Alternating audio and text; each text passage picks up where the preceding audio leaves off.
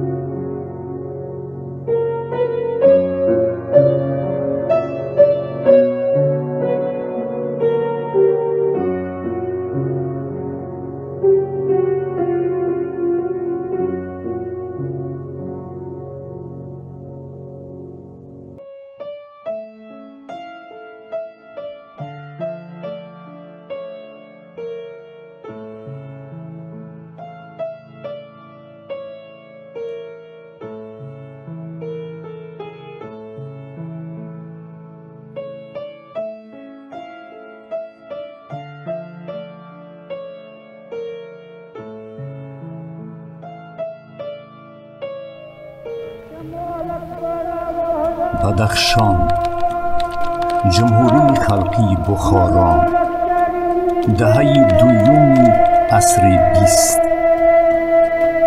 همان شب و روزها تغییرات‌های جدی تاریخی و سیاسی در منطقه جریان داشت.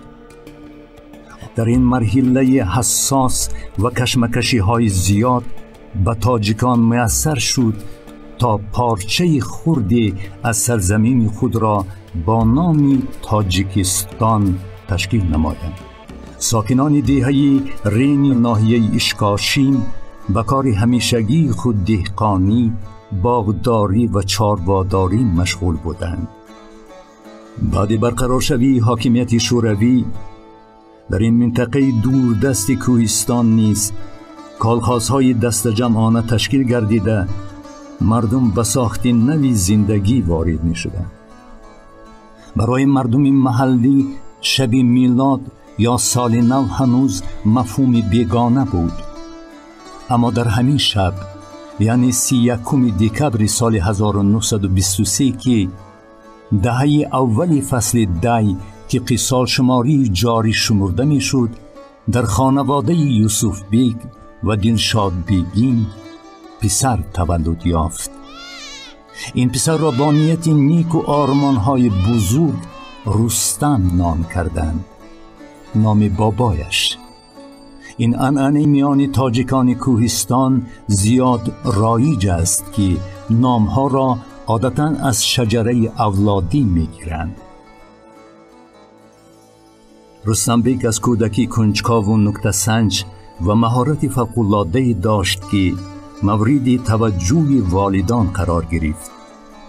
اما خداوند خیلی زود او را از لطف و عنایت والدان محروم ساخت.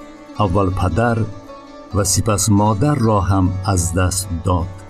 راهنماهای اولینش در جاده خط و سواد امیر بیگ قیابیکف و محمد جان دولت قدامف نام روشنفکران محلی بودند که اولین مؤسسان مکتب و معارف در این گوشه کوهستانی کشور شناخته می شوند. رستم بیگ پس از خط و سواد ابتدایی را گرفتن با کمک استادانش به مکتب اینترنت شهر خارو رهسپار می شود. سال 1940 نظام تحصیل در مکتب اینترنت شرطنامه‌ای شد. رستم بیگ از بس مبلغ نداشت، به تحصیلش ادامه دادن نتوانست. به زادگاهش برگشته چون نفری سوادناک به کار آموزگاری مشغول شد. خود همان سال در دایره یک برنامه دولتی برای تکمیل اختصاص او را به خاروق فرستانیدند تا از نازکی‌های کسب آموزگاری بیشتر واقف گردد و همین طور هم شد. پس از ختم او را رسماً به حیث آموزگاری فن زبان و ادبیات و حربی در مکتب 7 ساله مرکزی ناحیه، حالا مکتب رقم 21، به کار گرفتند. سال 1941 جنگ بزرگ وطنی شروع شد و اوضاع دیگر باره سنگین تر شد. اکنون رستم بیگ برابر آموزگاری وظیفه تشویقاتچی یعنی کاتب مطبوعاتی ناحیه را نیز اجرا می‌کرد. 4 سال پر از مشقت با غلبه اتحاد شوروی انجام یافت. угрӯз рӯзномаи деворӣ котиби ҳизбӣ кодзаук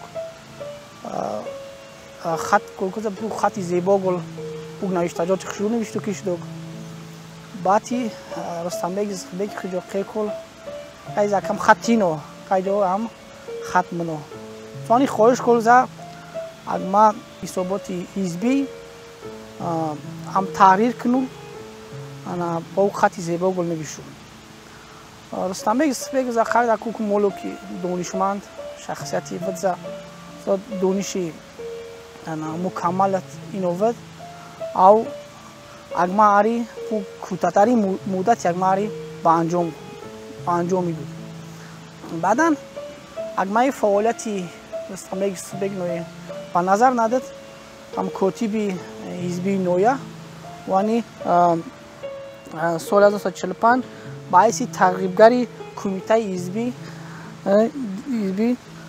ари бо даъват курд. رستم بیگ اکنون جوانی برکمال، مستقل و صاحب نان و رزق و روزی گشت و او را می بایست عائله برپا کند. با میان جگری عمکش عادل بیگ که بجای پدر بود، اکنون آینه بیگین نام همسایه دختر را در اساس رسم و آیین‌های رایج محلی به رستم بیگ خواستگاری می‌کند. پدر دختر به یک شرط راضی می‌دهد که اگر رستم بیگ خانه علاهیده به خودش سازد و خانه به همت او از طریق حشر ساخته می‌شود.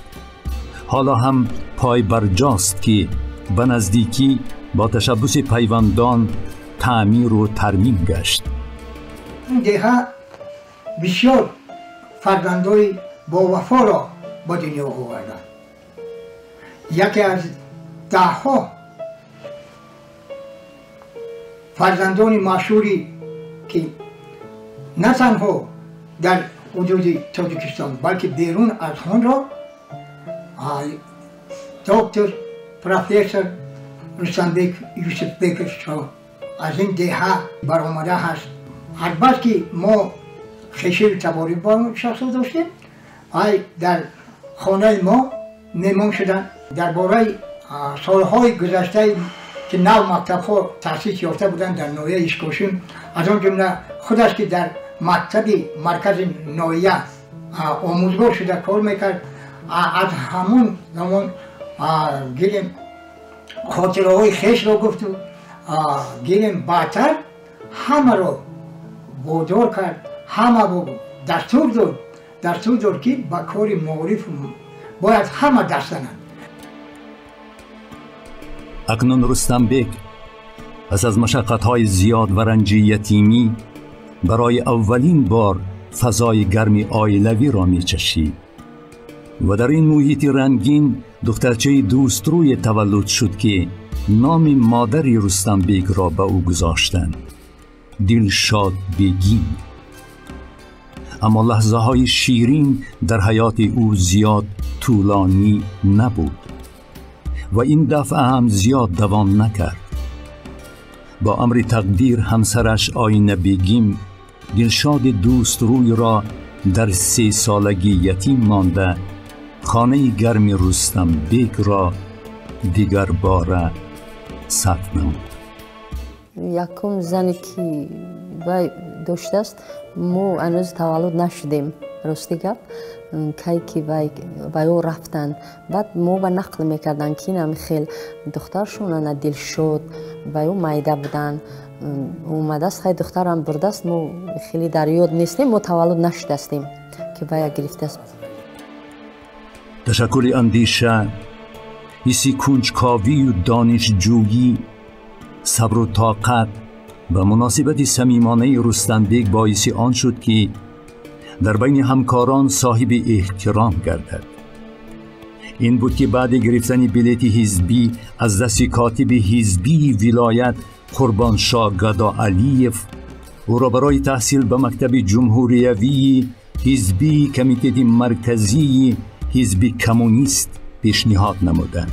نخست دودیله میماند که اگر تحصیل رود پیوندانش بدون او چی خواهند کرد، ولی بعداً پس از واخوری تصادفی و توصیه های رئیس خواجگی دست جمعانه آن وقته اندراب یادگار محمد سهراب درک می نماید که برای آینده خوب آیلوی حتما باید تحصیل رود و این پیشنهاد را صمیمانه قبول نموده سال 1947 به شعبه روزانه مکتب حزبی جمهوریوی کمیته مرکزی حزب کمونیست تاجیکستان داخل می شود. همزمان همان سال به شعبه غایبانه فکلته تاریخ دانشکده آموزگاری به نام ترس گریگوریویچ شیوچنکا، حالا دانشگاه آموزگاری تاجیکستان به نام صدرالدین عینی نیز داخل شده تحصیل می نمایند. من فکر میکنم که نفرهایی که در اون دوره در مکتب و در معارف ناحیه کار میکردن و رشد و نموی علمی استاد خیلی سهم بزرگ گذاشتن، چون اگر اما خشت اول ماندن نادرست باشد خشت بالا هم کج میاد. برای همین اولا البته تربیه پدر و مادر، تربیه حکومت در اینترنت ها، این چیزا باعث آن شدن که رستم بیگ یوسف بیگ فلکه از خردی شوق هوس زیاد به علم داشت و بعد از دانشگاه داخل شدن به دانشگاه و تمام کردن این دانشگاه با دیپلم اعلی و اقتصاددان خوب شدن و حمایت کردن رساله نامزدی و دکتری در خارج کشور، یعنی در آذر خارج کشور، با اون دوره اتحاد شوروی بودن در مسکو. این برای رشد و نموی استاد خیلی کمک ایجاد رسانده است. رستم بیگ یوسف بیکف طی این سالها از درس‌های استادان فاضل بهره‌ور گردید و با نازوکی‌های علم و هنری علم‌های جامعه شناسی، مخصوصاً اقتصاد، شناسایی عمیق‌تر پیدا می‌کند. خوانش اعلی، اخلاق پاکیزه، اشتراک در مجلس و محفل‌های علمی و کارهای جمعیتی فکلته، شب زنده‌داری‌ها، ذهن و قابلیت فوق‌العاده، آبروی و مرتبه رستم بیگ را افزون می‌گرداند. نتیجه این زحمت‌ها بود که پس از ختمی با موفقیت رستم بیگ یوسف بیکوف را در مکتب حزبی به حیث معلم به کار قبول کردند و سال 1951 او را به اسپیرانتوری اکادمی علم‌های جمعیتی کمیته مرکزی حزب کمونیستی اتحاد شوروی به شهر مسکو فرستانیدند. او از استادان زبردست دور استرومیلین، لیونتیف، شیپیلوف، ویگوتسکی و دیگران بهره‌مند گردید و با عمق معنی علم اقتصاد بیشتر آشنا گشت. در این درگاه تحت مصلحت و راهنمایی عضو وابسته اکادمی علم‌های اتحاد جمهوری‌های شوروی سوسیالیستی، دکتر علم اقتصاد پروفسور شپیلوف و من بعد با راهبری دکتر علم‌های اقتصاد پروفسور کاوالیووا به تألیف رساله نامزدیش در موضوع انکشاف استحصالات کالخازی در دوره بعد جنگی شروع نموده آن را سال 1954 به اتمام می‌رساند و همان سال یکی از اولین ها شده در بخش علمی اقتصاد سیاسی از جمهوری تاجیکستان در شورای علمی دیسرتاسیونی اکادمی فنهای جمعیتی کمیته مرکزی حزب کمونیستی اتحاد جمهوری‌های شوروی سوسیالیستی رساله نامزدی را دفاع می‌نماید. دوست نزدیکی بزرگوار باباجان غفور و شپیلوف وقتی که غفور و مصدوق می اومد همه ما 3 کسه دعوت میکرد همراه قابل بزرگوارو نیستن و من اولین بار که ما تکلیف کرد صحبت کرد خطمون قابل و همراه قابل دراز صحبت کرد در موضوعات همه چیزی من را پرسید که روبرتون کی؟ من گفتم دیمید طرفین شپیلوف یک تا خواهش گفت که همین محله شما نرنجد همین خدمت کنید که باید صداوار تعریف شما شود من با افتخار امروز میگویم که من این سپارش غفور با سربلندی به جا آوردم با افتخار اکادمی علمی جامعه سمت رو تمام کردم و به وطن عزیز خودم برگشتم. باباجان غفورов شخصیتی بود که به هر یک کادرها بهایی بلند میداد. آدمی عادی نبود، آدمی بزرگ بود که شخصیت ها رو انتخاب میکرد و اونها را به کارهای زیاد تکلیف دعوت میکرد و شناسایی و دوستی رستمبک یوسفبکوف هنوز از سالهای 50 با باباجان غفورov سر شد. زیرا علاقه بینید که سال 1954 علاقه 56 رستمبک یوسفبکوف در دانشگاه دولتی تاجیکستان اون وقت به نام ولادیمیر ایلیچ لنین بود که در وظیفه مدیر کافدرای کار و فعالیت میکردند و این دوره علاقه باباجان غفورov کاتب یکمی حزب کمونیستی تاجیکستان بودند و علاقه دوستی و همکاری اینها دیگر همین است که اینها در همسایگی در زندگی میکردند که مثلا کوچه پیانرسکی، کوچه گوگل، کوچه همه بزرگان و دانشمندان در یک جا گرفته بود. زمان تحصیلش در اسپیرانتورا با لیدا ایوانونا نام خانمی روس شناسایی پیدا می کند و بعدتر رشته حیاتش را با این خانم می پیوندد تا به دخترش دلشاد مادرین نماید و همین طور هم شد. از این ازدواج رستمبک صاحب پسری با نام یوسف می شود. از زن دویمش یوسف با همون نتاشا است که و هم خیلی همچون دخترخونی حساب میکند و فامیلیا این خودش است در کتابش کشمی است که یوسف بیک و ناتالیا رستمبکوف نه و هم خیلی با نبیرش هستن که سلاوا و او را کلون کرده و همچون پدر می شود. رستمبک یوسفبکوف دستپرور 3 خادم نمایان دولتی و جمعیتی است. یکم عبادالله نرزیقلوف استاد ایشان که در سمت علم اقتصادیات بیشتر رابطه علمی و همکاری داشتند.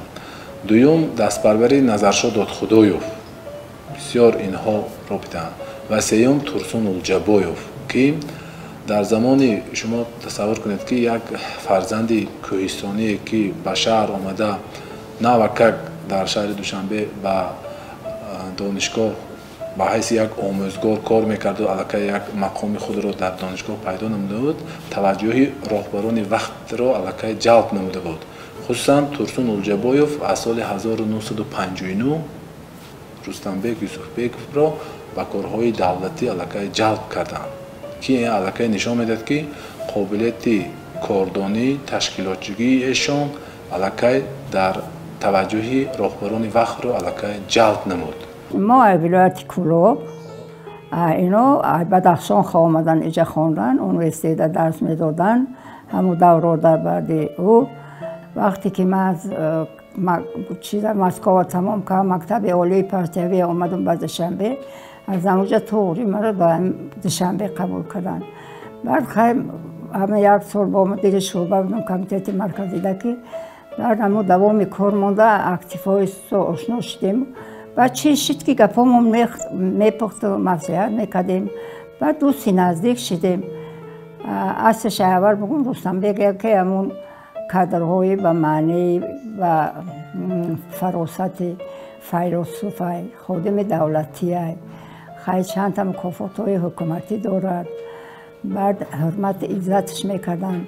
ما امروز برادر خود رفیق خود را یادآوری کردم که ما با اونا خیلی نزدیکی بودیم.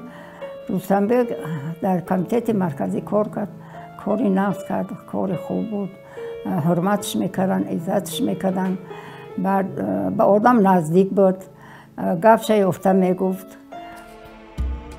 دانش وسیع، صنعت بلند آموزگاری و تجربه بای، سال 1956 رستم بیگ یوسف بیکوف را از مکتب جمهوریوی حزبی کمیته مرکزی حزب کمونیستی تاجیکستان که پس از ختم اسپرانتو آنجا کار میکرد به وظیفه مهنت طلب و مسئول، یعنی مدیر کافدره اقتصاد سیاسی دانشگاه دولتی تاجیکستان به نام ولادیمیر ایلیچ لنین، حالا دانشگاه ملی تاجیکستان آورد و در یک وقت وظیفه کاتب تشکیلات حزبی دانشگاه را نیز اجرا میکرد.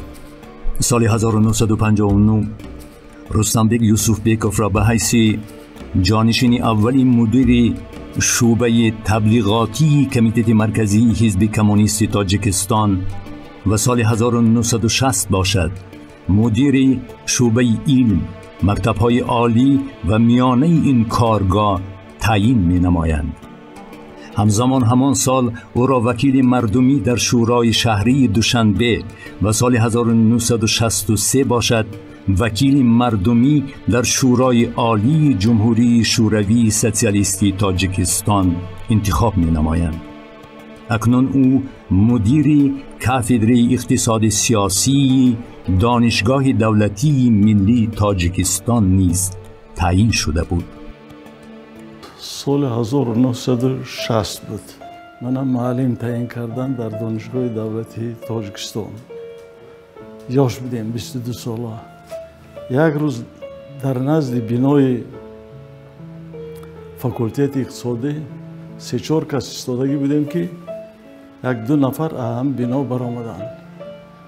من معلم را خوب نمیشناختم. یک تاش شناختم و دومش نشناختم. در سرشون یک کپک ماندگی و آدم گوسیل که خیلی سن سالشون دیگر کلام بود. بعد من پرسیدم که همین آدم کی است؟ من این نشناختم. گفتن این شخص یوسف بیکوف رستم بیگ در همین بنا در قبط سیوم کافدره اقتصاد سیاسی است که همینجا به تخمین 3 سال مدیر کافدره بودن.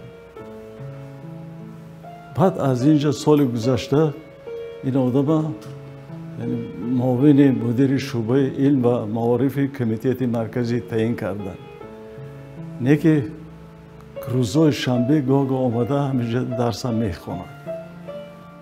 همه دیدگی من دیگر این کسا راستی گپ ندیدم. من 2 سال کار کردم.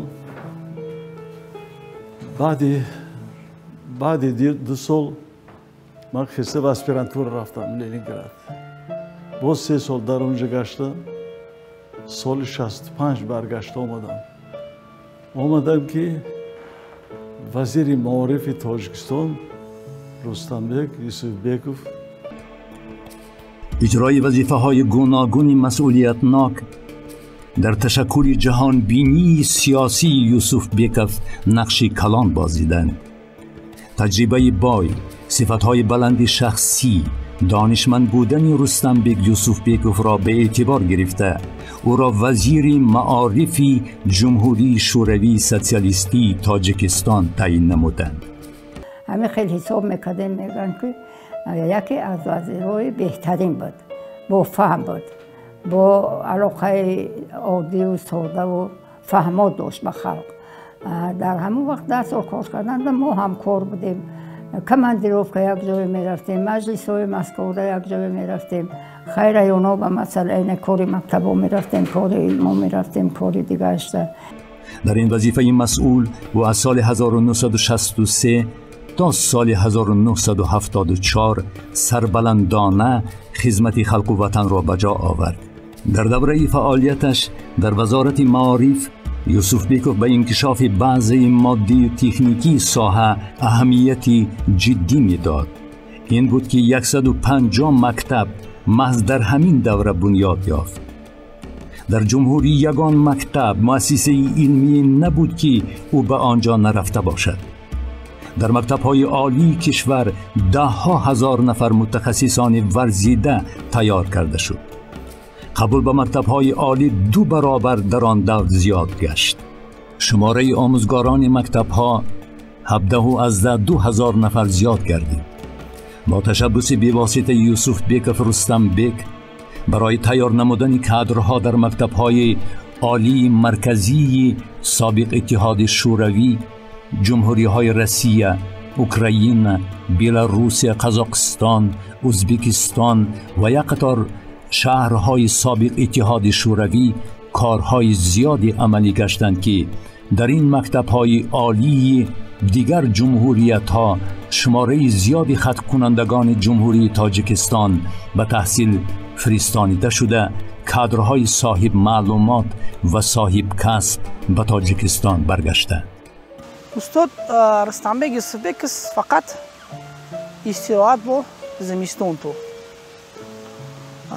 اصلا استراحت سوپ زمستون تو осоишгоҳи ё рӯси гулғажон санаторияи Москва садоим ту угрус давраи бозии бильярд молу гули солхорда гули молу ки муйсафед гус бильярд бози кулза анаук муйсафед бози сигол кулза ногон агва молу ки бози бильярд мағруб кун агвахи ай молу суан фрут за застыц кынжо қайди за азм вазири маорифи ҷумҳурии тоҷикистон баъдан итфан қайда тат ук вазифаи вазмин тино вазифаи меҳнатталабат камбағал тиновдо атдан ба уда тезодо баъдан қайди за асп зиним за ты тез на Москва боиси بعد بابا رستمبek بشیر استاد رستمبek سوام پرسون شد زا تدخک دکوی غیز اعظم وزیری مالیه اتحاد جمهوری شوروی سوسیالیستی غیز باتی اگمانی زغای باتی آخر گپ خونده داد و غیز است اگزیز بونی اما من جوب ایس اما تسمک پول نطلب سبشان مشنوود خیلی مردم جد در رخصت کو جبار رسول کاتبی سکافت خب دیروی کو رخصت توق دادیم باید رجده تال از من ایران شده چیز برو ما کی نگاه کن خیلی نلوستم دیرون توق داد اگه رستم راست تپ خیلی دیار چیزا مکتب گفتم از مگذارنی هست رجده بخیر جبار رسول خاطرن ز از مکتوب دیان شتوک اکسوا کشلوق نشتوک او دون کشلوق که کتامش نیست ز از مکتب درجه ز مسئول آقادوکم ز مسئول ازم وزیر معارف ودد اول ز او مکتب گوخو که بس نسبت مو وزیریت چیزی کتاگی چیز در کن اوانی چنوی اچی چیز عینکی خیلی زود دویت کستالت آقادی او بای مکولت گپ اکدن توش که از سال 1966 تا سال 1971 زیاده از 582 تا مکتب های نوی تیپی نو در تاجیکستان ساخته شد در زمان رهبری ایشان. یک چیزی معلومات دیگر است که سال 1973 در تاجیکستان بار اول دانشکده صنعت حالا به نام میرزا ترسونزاده تشکیل یافت که اولین رکتوری هم مهربان نظروف انتخاب شدند که اون کس همچون به حیث دراماتورگ همچون یک شخصی فرهنگی هم میباشند که اون کس هم بسیار اینها بسیار رابطه خوب داشته که مهربان نظروف و رستمبک یوسفبکوف. در دوران وزیر معارف بودنشان و من بعد به وظیفه‌های بلند راهبری رسیدنشان در مقیاس جمهوری چندین مؤسسه‌های تعلیمی از جمله دانشکده آموزگاری زبان و ادبیات روس گشاده شده، دانشکده آموزگاری کولاب از نو برقرار کرده شد.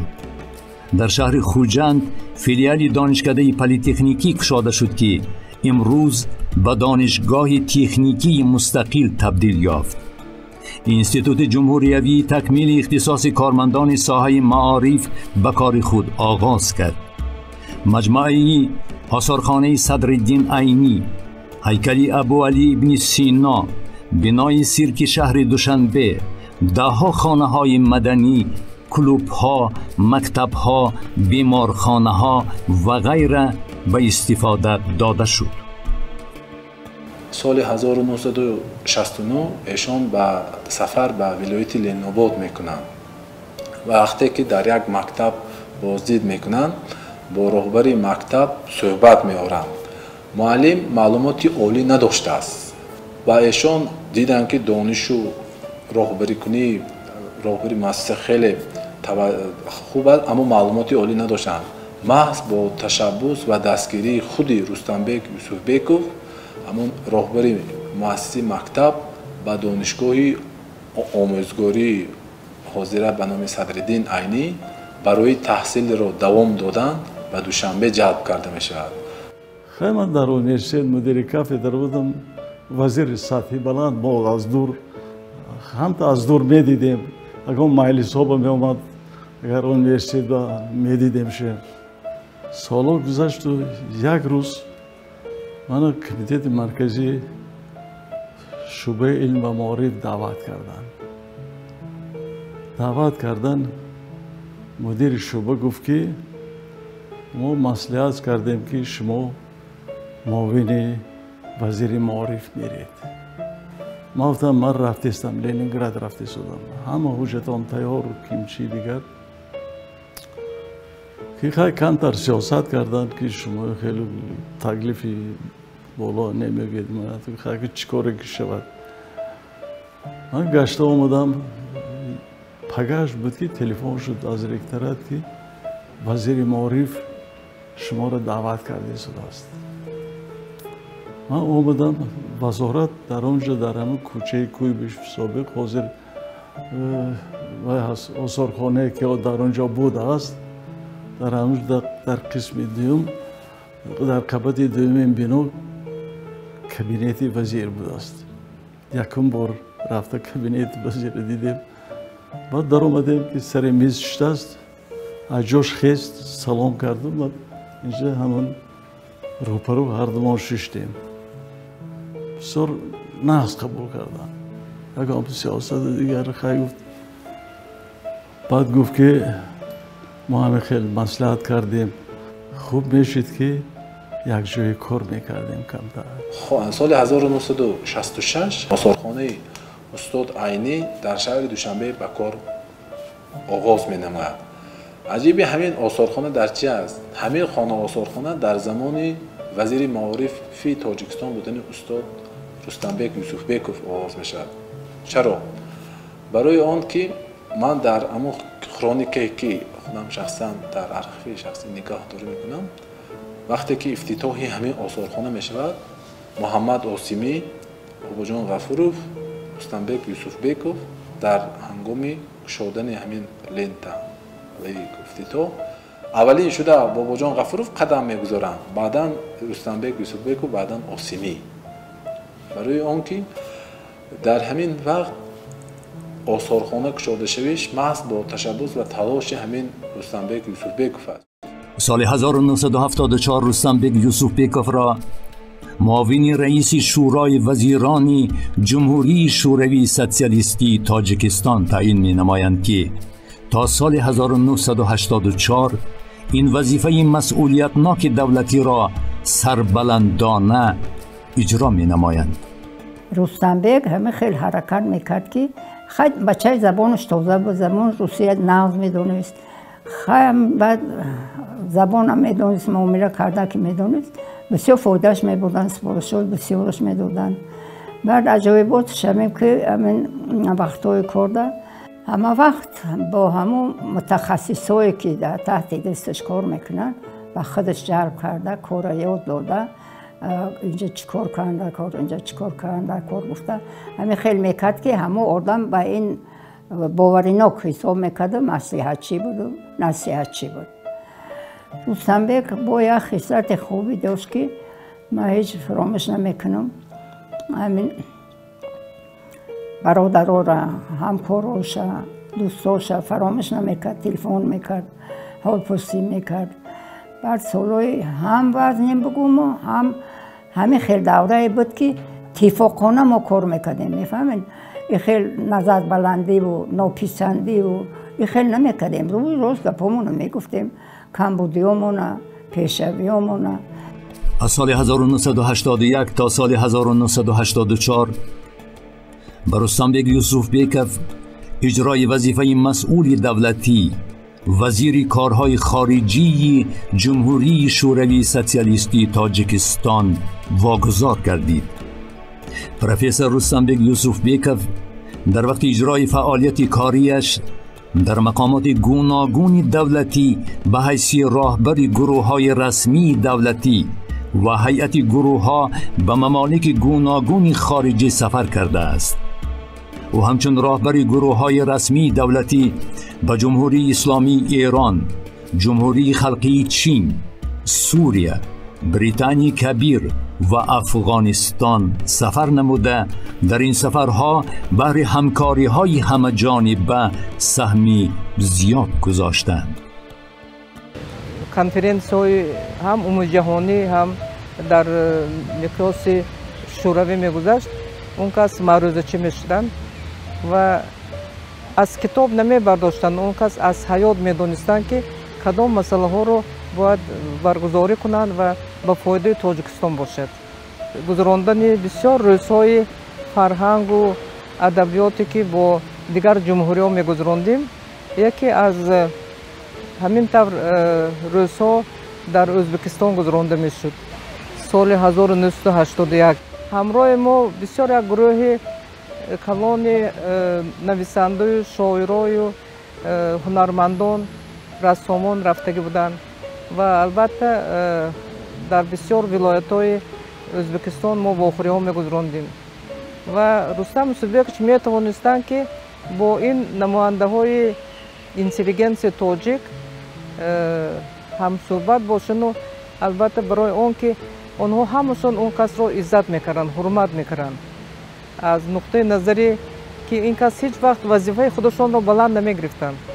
اینا همین زمینی بودند، اینا همین یک شخص بودند که یگان مراتب من ندیدم که اون کس عصبی شده باشند. همه مسئله ها رو با یک آرامی، بعد بسیار وقت من میدیدم که اون کس با تبسم هر یک گویم که همصحبتشون رو قبول میکردن. استاد در وزارت کارهای خارجی کار میکردن و ما رو با یک گروهی و سند با روبری ملکه صابرova باید با یک گسترول جهانی می رفتیم، باید با 5 دولت 6 دولت می رفتیم. وقتی که این گروه را تشکیل کردند برای اونو لازم شد که یک ترجمان باید امرشون رود. اما وقت رستنبک یوسفبیک من با تلفن کرد، گفت که من میدونم که زبان انگلیسی خوب میدونی، میخوام شما را به همین گروه همراه کنم، شما راضی هستید؟ من گفتم بله راضی هستم، البته هر چیزی که شما گویید. بعد همین گروه قطعی من با 3 ماه با گسترول دولت‌های سنگاپور و تایلند و هندوستان و رفته بودیم. رستنبک یوسفبیک یکی از اولین پایه‌گذاران علمی اقتصادی وطنمان میباشد. علمی اقتصاد شناسی و معارف تاجیکستان را بدون نام او تصور کردن غیر امکان است. در سالهای طولانی مسئله‌های مهم اقتصادی را مورد تحقیق و تحلیل قرار داده اثرهای زیادی علمی ایجاد نموده است. پروفسور یوسفبیکوف رستمبک یگانه شخص در جمهوری بود که به مسئله های اقتصادی معارف خلق مشغول بوده این مسئله ها را از جهت علمی اساسناک کرده بود. سال 1971 یوسفبیکوف رستمبک در مجلس شورای عالمان فاکولته اقتصادی اونیورسیته شهر لینینگراد حالا سنت پتربورگ در موضوع پروبلم‌های اقتصادی تکمیل معارف خلق رساله دکتری را با موفقیت حمایت نمود و به عنوان بلند دکتر علم‌های اقتصادی مشرف گردید. دوران مدیریتش در کاتدر اقتصادی دانشگاه دولتی فن اقتصاد سیاسی را نوابسته از کمبود اصلاحات اقتصادی با زبان تاجیکی درس می‌دادند. رستمبک یوسفبیکویچ، دوستان عزیز، من معلمم رو در دوره تحصیل دانشجویی سیم سال 55 و 56 دریافتم. اولین استادی که به زبان تاجیکی لیکس خواندن سر کردن رستمبک یوسفبیک شد. در اون زمانها زبان تاجیکی را هم دانلو ارزمانش به روسی میگفتن به ما، مثالاش به تاجیکی و تحلیلاش به روسی. لیکن شخص اولینی که در کرسیم اومده پالیتیکانومی رو به زبان تاجیکی شروع کردن حال هم در معنی من воспроизводство تکرار استحصال کنی در یاد من هست. این بار اول استاد من دیده بودم. در جریان تدریس اصطلاحات اقتصادی را جمع نموده اثری هم مؤلفی لغت مختصر اقتصاد سیاسی را تألیف نمودند. پروفسور یوسفبیکوف در قطار عالمان مشهور شوروی استرومینین، ژامین، کاستانیان، گینوفسکی، چوپرونوف ساحه اقتصاد معارف را تدقیق نموده به کامیابی‌های نظررس در این جاده نائل گردیده است. بی مبالغه میتوان گفت که یوسفبیکوف با منطق علمی تحلیلی خود به کنسپسی سرمایه انسانی همردیف با شولتز و بکر که با تهیه و تدوین این مسئله سالهای 1979 و سال 1992 برنده جایزه نوبل گردیده بودند رسیده بود. رشد و نموی علم و معارف و فرهنگ همین شروع نیمه دوم عصر 20 خیلی بزرگ است. یکی از البته در وظیفه خیلی بلند کار کردن. در طول زیاده از 20 سال از حکومت جمهوری تاجیکستان بودند. در علم یوسفبیکوف اساساً مسائل اقتصادی معارف قد سر کار داشت. یوسفبیکوف اولین شخص است که در تاجیکستان باید با همین موضوع رساله دکتری مایه کرد و یک مونوگراف خیلی خوبی نوشت با نام اکونومیکا بروزاوادیا на примере Таджикистана. Монограф 400 صفحه بود، دید خواندگی. بهترین تحلیل اقتصادی ساحه معارف همون دوره بود. مهمش همین که فکر میکنم اون مهنت‌هایی که یوسفبیکوف در اون دوره کردند در دوره استقلالیت هم در این 30 سال آخرم بایش هست. سهمش هست چون که زیادی از اونایی که در دانشگاه کار میکنند، در وزارت معارف کار میکنند، در دیگر وزارت دیگر کار میکنند، شاگردان یا که شاگردان یوسفبیکوف است. من همین کتابی که من دنبال کردم، همین کتاب دیگر من گفتم میتونم که آدمای زیادی دکتر شدن دیگر کار کردن، لیکن همون کتاب ادامه کتاب یوسفبیکوف تا حالا نداشتم. چون که بسیار کتاب وای بود، این زمینه‌های علمیش خیلی سطح بلند بودن. کارهایی که رستمبک یوسفبکوف انجام دادن، مثلا در ترقیات مملکت ما در سمت اقتصادیات و صنعت خیلی زیاد است. ما میتونیم رستمبک یوسفبکوف رو یکی از پایه‌گذاران مکتب و معارف و در ترقیات جمهوری تاجیکستان که سهم خیلی باسزا گذاشتن، اون کس را یکی از بنیادگذاران کشور در سالهای 50 تا سالهای 80 نام بردن ممکن است. و یک چیز دیگر، انا بینیده اون وقتا ما پورا وابسته بودیم از مسکو. در مسکو قطعی هر کس گپ نمیزدن، در خیلی باید بود. یوسفبکوف در اینجا خیلی که روسا میگن افسریتیت بود. وقتی که یوسفبکوف با وزارت معارف یا وزارت معلومات اولی و میانه مخصوص SSR بود، آدمای کلان وزیر بودند، اکادمیکو وزیر بودند. وقتی که می رفتن یکم مسئله یکم خیلی مانعی برای حرکتش در همین کابینت ها و این چی نبود. همه میشناختن، دوستش می داشتن، اینجا می آمدن. و یک نمونه بود بین وزیرای برای مثال معارف همین چیز آسیای میانه، این شخص خیلی نمایندگار خیلی بود، خیلی خوب قدرش میکردن چون که دانش داشت. برای ریسپوبلیکای دیگر هم برای فکر میکنم برای قرقیزستان و ازبکستان هم کار کردگی بود یوسفبکوف.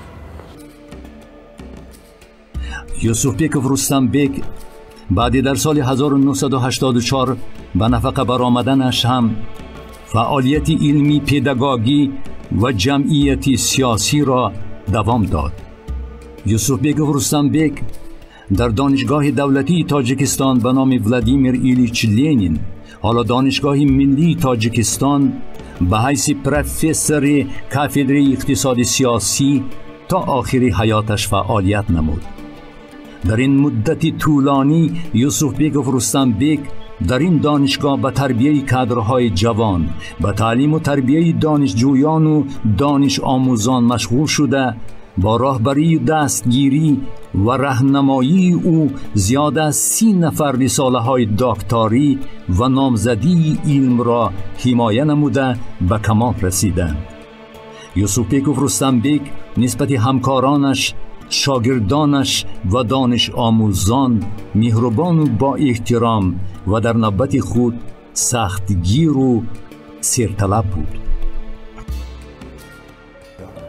تمام عمرشون با دانشگاه دولتی تاجیکستان آموخته، با دانشگاه ملی تاجیکستان وابسته بود.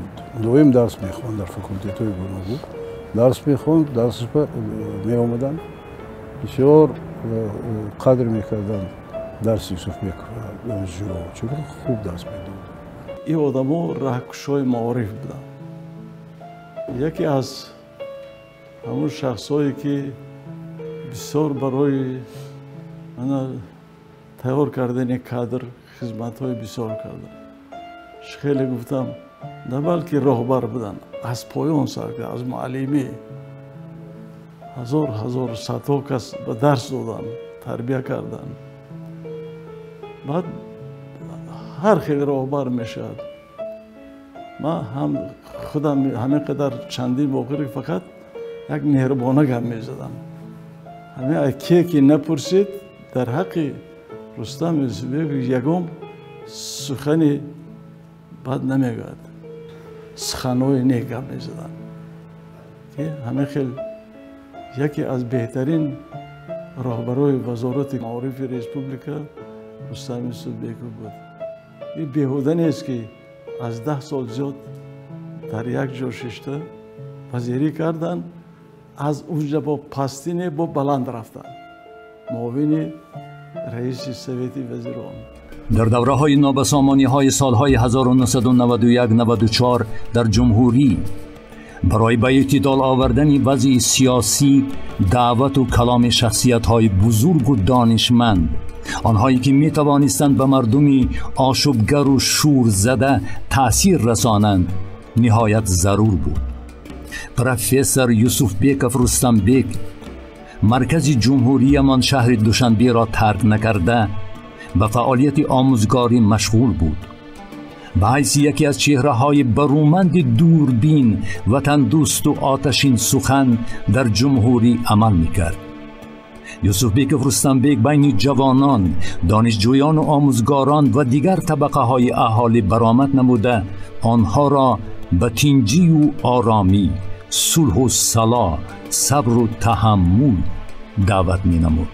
می خواستند که تاجیکستان یک پرچگیش را دست بوی نتید و در همه معرکه‌هایی که برای آوردن صلح اشتراک میکردند، البته در بین جوانان بسیار برآمد میکردند، با نماینده های علم و فرهنگ واخوری ها میگذراندند و بایگری تاجیکستان البته در آن است که ما در حیات تاجیکستان همین طور شخص های بزرگ را داشتیم.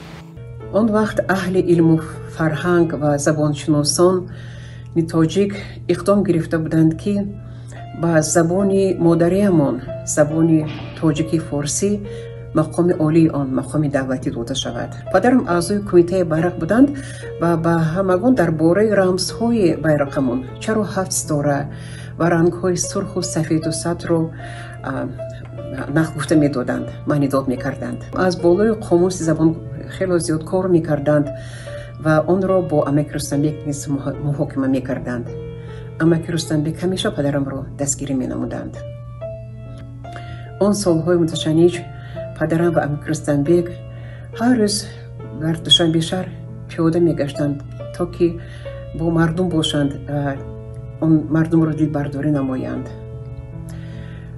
و آن سالهای به جنگ برادرکشی ما پدر بزرگوارمان را از دست دادیم. آن تلفات جان و دلمان را کند.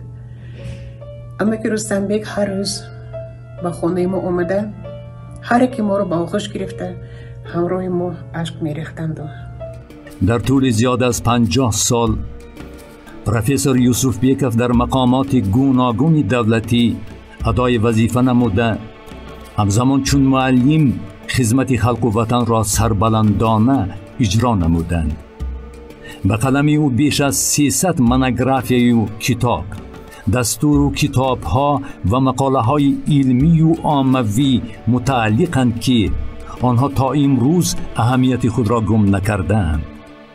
در یک قطار اثر مقاله هایش ترقیات معارف خلق در جمهوری تاجیکستان، غمخواری درباره نیکو احوالی خلق، قانون سوسیالیسم، نشأ و نمای معارف خلق در تاجیکستان سوویتی، هر یک کارگر جوان باید معلومات میانه گیرد، تیار نمودن متخصصان معارف و غیره مسئله های اقتصادی ساحه معارف مورد بررسی قرار گرفته. پروفسور یوسفبیکوف در زیاده از 30 کتاب و مقاله به ساحه اقتصاد معارف بخشیده‌اش از جهت نظریوی با فکت و رقم‌ها فعالیت ساحه‌های غیر اقتصادی را تدقیق نموده است. یوسفبیکوف رستمبک بیش از 230 عدد اثرها، کارهای علمی، تدقیقات‌ها دارد. این اثرها و کارهای علمیش در تکمیل کار معارف خلق مقام خاصه دارند. سال 2013 مجموعه مکمل عاید اثرها، نظر دوستان و افکار شخصیت‌های برجسته، زندگی نامه و فعالیت او با نام رستمبک یوسفبیکوف چون آموزگار، راهنما و استاد مرتب گشت. رستمبک یوسفبیکوف مؤلف یک قطار اثرها و مقاله‌های علمی و یک چند کتاب‌های علمی هم میباشند که یکی از این کتاب‌های اساسی که همین کس مثلا تالیف نمودند، این همین کتاب نشأ و نمای معارف خلق در دوره تاجیکستان سوویتی است که مؤلف در اساس این کتاب را مبحث‌های تاریخی نوشته است. از سال 1917 تا سال 1968 را فرا می‌گیرد و هر یک زمانی دوره راهبران وزیران و دوره راهبران و معین کردگی معلومات ها که دقیق مثلا این کتاب بسیار هم کتاب خوب است دایر به مسئله آموختن تاریخ معارف تاجیکستان که مثلا رستمبک یوسفبیکوف در این کتاب دستاوردهای عالمان، دستاوردهایی که در ساحه علم و дар соҳаи маориф ҳаст, ҳар як донишкада донишгоҳҳо ва мактабҳои миёнаву ҳатто омӯзишгоҳҳоя хеле хуб маълумот дода шудааст ва пеш аз ҳама ҳар як кори омӯзгора ба ҳайси маълумотҳои дақиқ нишон дода шудааст. масалан дигар як китоби дигаршон аст ки муаллим фигури асосии мактаб мебошад. бинед ки як сухани оддӣ нест аст, сухани асосӣ аст ки пешрафти ҳаёти маорифро эшон аз муаллим донистанд. муаллим чӣ қадар донишманд бошад, як сухани Рустамбек Юсуфбеков дар як мақолашон гуфтанд ки ҳар қадар фарзандони миллат китобхон бошанд, ҳамон қадар миллат нерӯманд мешавад. شاهدان قصه می کنند که رستمبek یوسفبیکوف در دوام فعالیت خود با افراد زیادی سرشناس، مخصوصاً راهبر آن وقته کشور جبار رسولوف، مناسبت صمیمانه داشتند. با چهره‌های معروف دور همسال باباجان غفورов، میرزا ترسونزاده، ساتیم اولوغزاده، میرسید میرشکر، مهربان نظرов، مومن قناعت، محمود جان واحیدов، توفه فاضیلова، مستیبک تاش محمدов که با اکثریت اینها در همسایگی زندگی میکرده است، رابطه های خوب دوستانه داشته است. همچنین یکی از دوستان نزدیک رستمبek اکادمیک محمد آسیمی بودند که با ایشان حتی پیوند خویش و تباری نیز برقرار نمودند. یعنی پسری رستمبek با دختری آسیمی آیله برپا می کنند و مناسبت های دوستانه این دو مرد فاضل را بیشتر و بهتر گردانیده بودند. پیوسته با دوستان روزهای استراحتی به هم آمده یا شاهمات بازی می کردند یا بیلیارد که شغلهای دوست داشته رستمبek بوده است. یاد دارم هر وقتی که امک رستمبek با خوجند سفر می‌کردند، حتما مادر بزرگ ما را زیارت می‌نمودند و مادر بزرگ ما اون کس را با شعر استقبال می‌گرفتند. آنها به هم دیگر احترامی خاصی داشتند. پدرم محمد آسیمی و امک رستمبek نه فقط دوستان جانی بلکه برادران جانی هم بودند. مادرمون و همسر امک رستمبek لیزی ایوانونا به مثل خواهر بودند. وقتی که خواهرم دیلارم به دنیا آمده بود، امک رستمبek به خانه ما آمده از روی سنت قدیمه با آستین دستشان آستانه خانه را رسیده گفتند که اکنون اینش دختر عزیزی ما عروس نازنینی پسرمان یوسف میشه. Мой отец Мухаммад Осими и мой татик Рустамбек Юсуфбеков были очень близкими и очень верными друзьями еще до моего рождения и до рождения Юсуфа. Их дружба укрепляла два огромных региона Таджикистана, так как они оба были выдающимися общественными деятелями, академиками, знаменитыми личностями, организаторами, учеными, активистами, созидателями. Их совместной целью была забота об образовании, просвещении и культуре советского Таджикистана. И как настоящий учитель, устод, педагог, просветитель, профессор Рустамбек Юсуфбеков до последних дней своей жизни, до последних дней своей активной жизни был предан своей любимой педагогической работе, обучению и образованию и подготовке студентов, будущего поколения его учеников и последователей. Это был мой татик. از نبیره‌ها نازنین بیشتر با وقت گذرانیده و خاطره های رنگینی دارد از آن روزگار و حتی تا کنون یادگاری های زیادی را از بابا مانند دستنویس و خاطره ها و کتاب های نادیرش نگهداری می نماید. Многие люди его знают с профессиональной стороны, и я вот хочу немножко поделиться более персональной стороны, потому что дедушка был очень семейным человеком. Он очень любил свою семью, он много жертвовал для семьи, он всегда семью ставил в первый план. И для нас, особенно внуки, мы были просто весь его мир. Он нас просто обожал, и он был колоссальным дедушкой, просто был абсолютно отличным. Он, конечно же, иногда мог быть очень строгим, потому что он любил структуру и дисциплину, но также, с другой стороны, он очень любил с нами играть, и он нам позволял шуметь, позволял его вещи трогать, или там его документы в его кабинете сидеть, его очки одевать, или по его телефону разговаривать, или играть с его телефоном, и смотреть вот его, или изучать вот его письменную работу. Он нам давал очень хороший доступ к знаниям, не только вот в школе, но также дома, в его кабинете. Он часто делал со мной уроки, занимался особенно очень усердно над таджикским языком, и также он очень любил язык фарси, на котором он очень хорошо и разговаривал, писал, читал, и также мне очень помогал, чтобы я могла понять язык фарси. У меня даже остались до сих пор некоторые вот его блокноты, где он или разные там поэзии мог написать, или его вот просто такой вот небольшой черновик получается. С малых лет он меня провожал в садик и забирал с садика много раз. Потом он меня также провожал в первый класс и опять-таки же забирал меня с школы, усердно занимался со мной, с моими занятиями.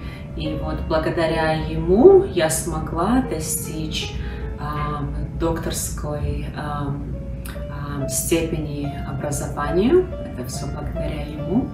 Одна из моих самых любимых воспоминаний о дедушке, это когда мне было 7 лет, и он меня впервые в жизни повез на Памир, на свою родину.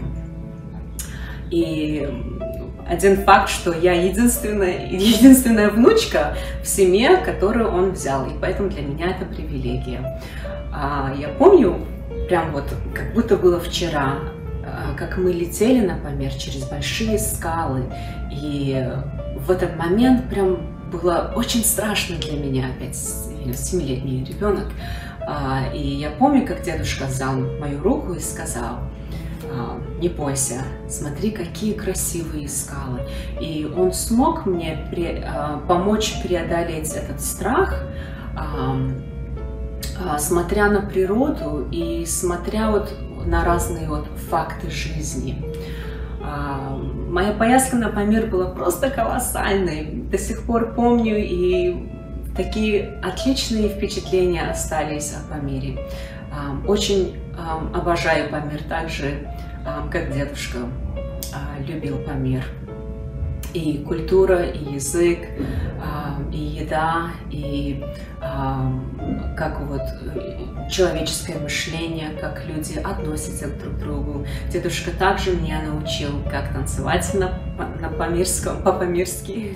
بهروز پسر یگانه یوسف و نبیره رستمبک از زمان کودکی در آغوش دو مرد بزرگ رستمبک و آسیمی به وایه رسیده که امروز از وقت گذرانی با آنها قصه می کند. Мой дедушка оказывал и до сих пор оказывает большое влияние на мою жизнь. Я был молод, когда нам пришлось уехать из Таджикистана, но каждый раз, когда я приезжал, я проводил с ним много времени. Одно из моих любимых воспоминаний о дедушке – это как он и мой дедушка Осими каждые выходные играли в шахматы. Я часто наблюдал за них игрой и замечал, насколько они сосредоточены. Оба моих деда были людьми большой воли, дисциплины и решительности. Это то, что провело меня через мою личную и академическую жизнь. Мой дедушка был лидером, учителем и другом. Он часто говорил мне всегда гордиться тем, откуда я родом, и никогда не забывать свои корни. Мой дедушка Рустамбек был человеком, который прививал всем нам сосредоточенность и решительность. Когда мы уехали в Америку, всем нам было тяжело, конечно. Но он понимал, что нужно искать лучшей жизни для себя и своих будущих семей. Без жертв моих дедов, бабушек и родителей у нас не было бы той жизни, которую мы имеем сегодня. Мы должны продолжить это наследие того, откуда мы пришли, кто мы есть, и передать его нашему будущему поколению. Ярослава Чернишова, набери бузургтари Рустамбек, از دختری همسر دویمش که اون نیز روی دستان بابای رسیده و بزرگ گشته است خاطره های خود را برای فیلمی رستمبک یوسف Беков تدوین نموده است. Я родилась и выросла в Москве, но каждое лето вплоть до 18 лет я проводила в Душанбе, в доме моих бабушки и дедушки. Дедушку я звала Папуля, а бабушку – Матя. Дом мати и папули был нашим семейным родовым гнездом, где было всегда тепло, уютно, весело и по-детски беззаботно. Я помню, как я любила встречать папулю с работы. Он казался таким важным и большим человеком, всегда со своим водителем. А дома он превращался в доброго и любимого дедушку, которому я собирала мяту к ужину в нашем саду. Папуля научил меня очень многому, что потом не раз помогало мне в самостоятельной жизни. Быть справедливым, порядочным, целеустремленным. Мне всегда хотелось быть как он, важным и уважаемым человеком в своей сфере. И я этого достигла, став адвокатом и проректором в Московском университете. Папуля был очень справедлив ко всем нам, своим детям и внукам, никогда никого не ставя на первое место и не выделяя. Он никогда не повышал голос, не ругал нас. Какой-то внутренний стержень и спокойствие всегда были в нем. Как большой и надежный друг он защищал всю семью, обо всех заботился и старался всем помочь. Он мог быть строг, но всегда справедлив. А его поистине энциклопедические знания восхищали меня до глубины души. Он любил слушать шум горной речки в Земчуроде, а я любила сидеть с ним в этот момент на тахте. А на мой день рождения он всегда целовал меня в голову, и это ощущение я помню до сих пор. Мой дедушка, мой родной папуля, навсегда для меня есть и будет примером стойкости, целеустремленности, веры в себя. Все эти черты я унаследовала от него.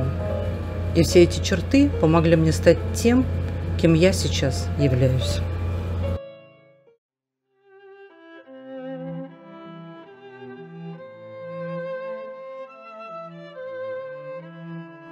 شنیدم که بیمارم. بعد من اومدم همین دانشگاه تیپ همین شهرک با همونجا خوب است.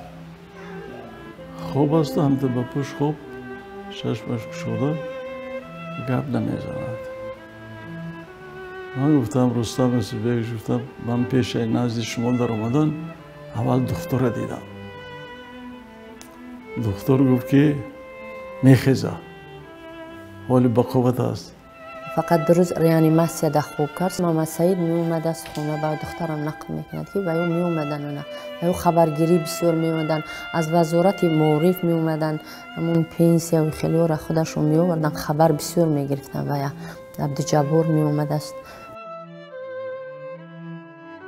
قلب مهرباری عالم استاد مردی نکن نام یوسف بیکوف رستمبک سنه 5 مردی سال 2007 در سن 84 سالگی از تپش باز ماند و طبق وصیت خودش او را به زادگاهش دهه رین ناحیه اشکاشیم انتقال دادند که در این مراسم سهم یکی از شاگردان رستم بیگ یوسف بیکوف، محمد سید عبیداللهیف، شهردار آن وقت خیلی کلان است.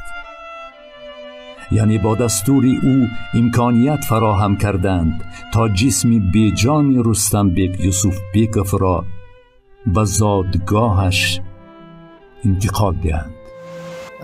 محمد سید خودم در مجلس ملی رفتم، خیلی کار منقلتی رفتم نقل من بکر در بوره یوسف بیکوف گفتیم خیلی موای کردیم و خیلی اول گفتم که چی هستیم سمالوت نیو ورتالیوت من انی گفتم نه سمالوت دودن در کار بودم بسیار کار کرد سمالوت دود مویا رسون سمالوت. با همه این شکوه و شهامت علمی و انسانی، پروفسور رستم بیگ یوسف بیکوف زمانی در قید حیات بودنش هیچگاه در پی گرد آوردن مال و بایگری دنیوی نبود. او در پایتخت مملکت، در خانه کمونالی و در زادگاهش بغیر خانه‌ای که در بالا قید کرده شده بود، یعنی برای عائله دار شویش ساخته بودند، دیگر چیزی را از خود باقی نگذاشت. فرزندان او نتالیا، دلشاده و یوسف هم از پی پدر بزرگوارشان در پی ره علم رفتند که همه قریب خادمان نمایان این محسوب می‌یابند. یوسف پسر یگانه پدر نخست در امریکا به سر می‌برد، سپس به وطن برگشته به کار تدریس مشغول می‌شود و سال 2020 در دوشنبه از عالم چشم می‌پوشد.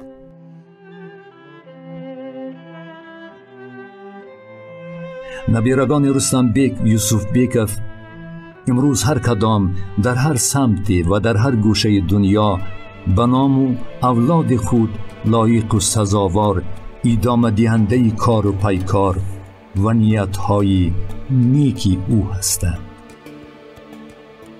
کار و پیکار علمی، خصلت‌های نیکی انسانی و تندرستی پروفسور رستم بیگ یوسف بیکوف باید نمونه عبرت برای هر یک تاجیک و تاجیکستانی باشد تا نسل فردا با غرور و افتخار از این ابر شخصیت ها به نیکی یادآوری نمایند و بگویند که ببینید نیاکان ما بهر خود نه بلکه برای آبادی وطن و آیندگان خود خدمت‌های ارزنده‌ای را انجام دادند.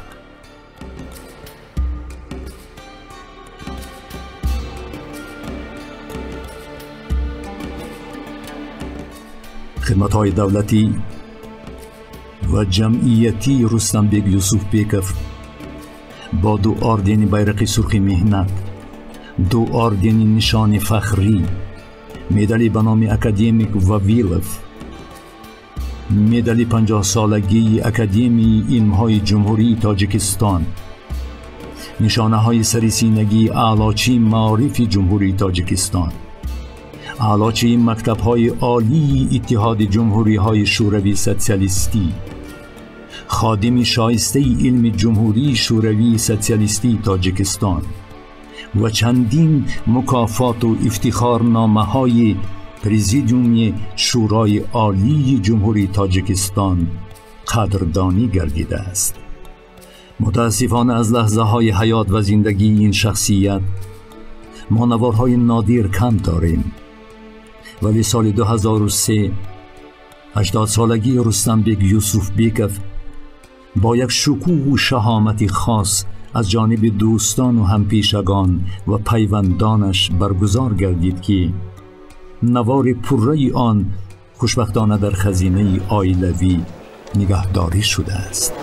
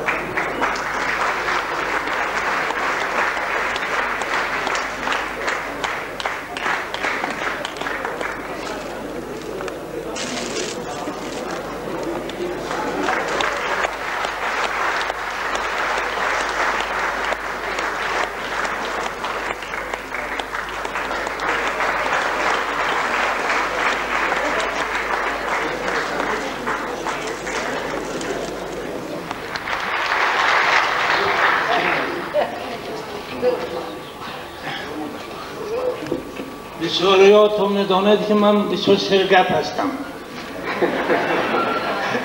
از همین بسیار دراز گپ میزدم. حاضرم بسیار گپ زدن میتوانم، لیکن مانده شدید وقتتون نمیگیرم. من همین باید امروز اظهار نمونم بسیار آدم خوشبخت هستم. وقتی که در همین زمان تولد شدم، من خرسندم که من در بین شما زندگی میکنم، در بین شما کلان شدم، در گرد اطراف من شما برای این آدم هستند. انا این زن بینی بود بسیاری اونجا نیستن، میدانید چقدر کس بول و پر میگیرد. من بسیار گپ زدن نمیتوانم، نمیتونم بسیار گپ زدن. همش در دلم، از همه می دل به شما مینداری اظهار میکنم، از همه می دل به حکومت تاجیکستان و پرزیدنت مجلس نمایندگان تاجیکستان و پرزیدنت مجلس ملی و میر شهر و جمهوری ریسپوبلیک و حکومت ریسپوبلیک صمیمانه تعظیم می‌فرارم و تا که هستم چیزی که از دستم بیاید امونه خدمت میکنم. به نام فرزند برومند خلق تاجیک، زاده ناحیه اشکاشیم یوسف بیک رستم بیک، نام یکی از جماعت‌های کلانترین این ناحیه گذاشته شد. در پایتخت مملکت به مکتب رقم 35 شهر دوشنبه نام رستم بیک یوسف بیک داده شد و اینک در آستانه 100 سالگی روز تولد یوسف بیک رستم بیک برای ابدی گردانیدن خاطره درخشانش در مرکز ناحیه با تشبوسی عده‌ای از جوانان وطن دوست دیار نیم پیکره‌اش را گذاشتند.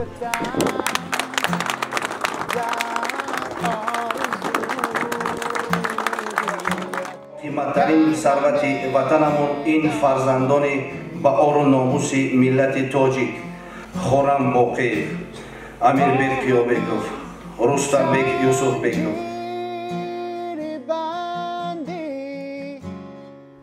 یک آدم معروف خوب سوری، یک دانشمند باری آورد. سالها باید که تا یک سنگ اصلی زافتاب لعل گردد در بدخشان یا عقیق اندر یمن. عمرها باید که تا یک کودکی از روی فضل عالمی گردد نکو یا شاعری شیرین سخن. الهی برمت صبحهم قدسهم ربنا و رب الملائکتی و روح فادخل فی عبادی و ادخل فی جنت برحمتک یا ارحم الراحمین. یادت بخیر. خواهم آمد من به کویت گر نمیدانی بدان عاشقم عاشق برویت گر نمیدانی بدان مشنو از بدگو سخن من سوست پیمان نیستم. مشنو از بدگو سخن من سوست پیمان نیستم. هستم من در جستجویت گر نمیدانی بدان. هستم من در جستجویت